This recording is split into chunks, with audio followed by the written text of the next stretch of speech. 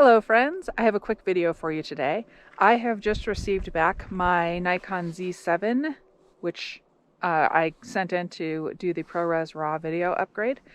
So it was really quick. It was only gone for like maybe a week, and all of a sudden it showed back up in my mailbox. So today's my first day out with it. I, as you can see, have my Atomos Ninja 5 hooked up to it, doing the recording because you need an external recorder to utilize ProRes RAW video. Now, today is not a very exciting sunrise, although it is freezing. I am very cold right now, but it's not a very exciting sunrise. So this video that I'm taking isn't exactly the most exciting thing ever, but I really just wanted a challenging lighting situation where I have a very dark foreground and a very bright sky behind it. And I want to see what my latitude is when I am going to jump to my computer and edit this video. So let's fast forward to then and check out how it goes at my computer. Okay, here we are in Final Cut Pro. I've already pulled in the GoPro footage where I was just talking to you. And I did several little clips here. I'm just going to pull in the last one for really no good reason.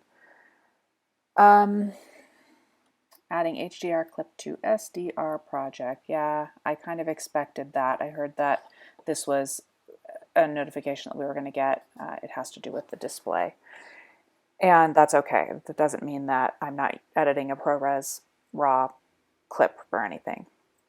Let me get rid of the audio on this real quick so that doesn't get in our way. Me sniffling or something. And, well, I guess we can use anywhere along here. I don't really see, it gets a little much more bright towards the end because the sun was coming up more. So let's just cut some of that out so it's not in my way.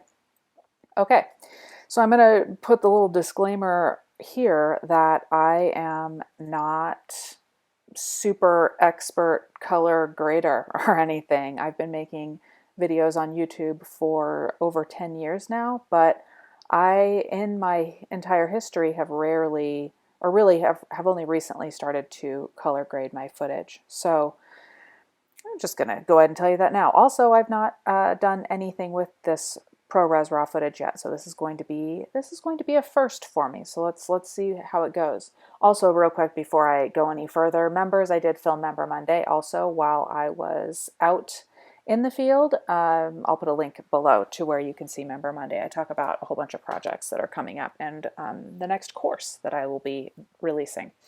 Okay, let's go first to, well, we're already there, to our where we're going to do color corrections. So I want to go to exposure because the first thing that I noticed about this footage is that it's really overexposed, and it did not look that way on the back of my camera, which is kind of funny. But let's see what happens when I just pull down the highlights. Ooh, ooh, ooh. Oh, well, I'm actually kind of surprised here. As we were kind of coming down, I could see banding. I don't know if you all can see that. Here, let me make this bigger, actually.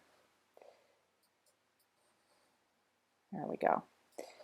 I could see banding like coming in through here. Let me go through that again. But once I kind of pull it down far enough, that disappears. I obviously don't want to go all the way down, but I'm pretty impressed so far. Again, keep in mind this was an incredibly challenging lighting situation. Just looking out that way, even just with my eyeballs, which have, you know, the highest dynamic range, right? This was very dark, and this was really almost white at this point.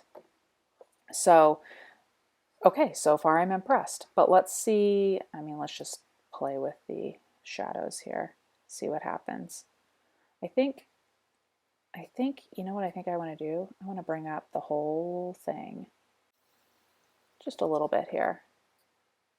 So I'm going to go through and just kind of mess with all of the different tools that I have and see what I can come up with. And then I'll meet you back here in just a minute. Okay, so I think I'm going to go ahead and stop here because I think I've kind of figured out what I needed to figure out with this first test. So obviously I went through and I did a bunch of different you know, a bunch of different corrections here.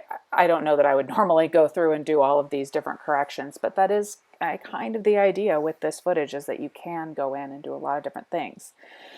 But what I have found is that this is not like going in and editing a raw still image in Lightroom or Photoshop or Capture One. It's not like that, where you have such an incredible amount of latitude with something like dealing with the sky, but also dealing with the shadows.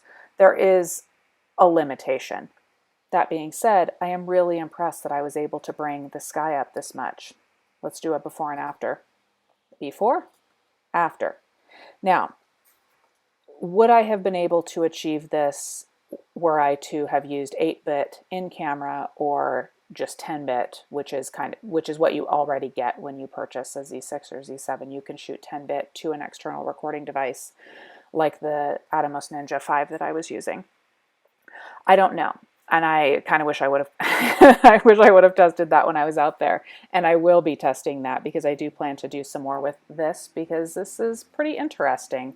Like I said, I'm impressed, especially right in this area, that I'm able to achieve these colors and how the clouds look, and how I don't have banding. So I am impressed, but it isn't quite what I expected. I did expect a little bit more out of being able to edit both shadows and highlights. Now, again, I am not an expert. Maybe someone who is an expert could have come in here and done something a little bit more. But for now, this is what I have. I just wanted to share my first test with you, and I will be continuing to test it out. So that's it, everybody. Thanks for watching. Again, members, check out the link below to see Member Monday, and I'll stick a link down there as well if you are interested to find out what membership is all about. Thanks for watching, everybody.